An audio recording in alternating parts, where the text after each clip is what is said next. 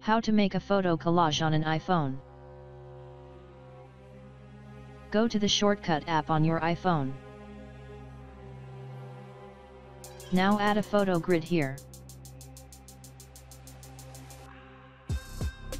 Now enter photo grid search here.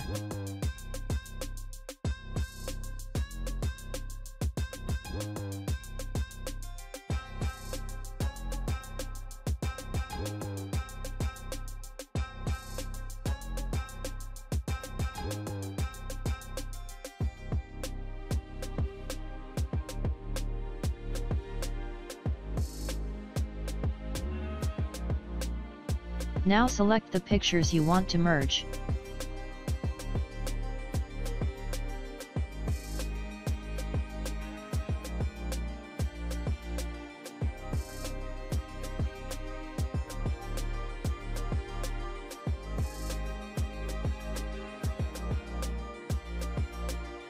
Then save it to the gallery.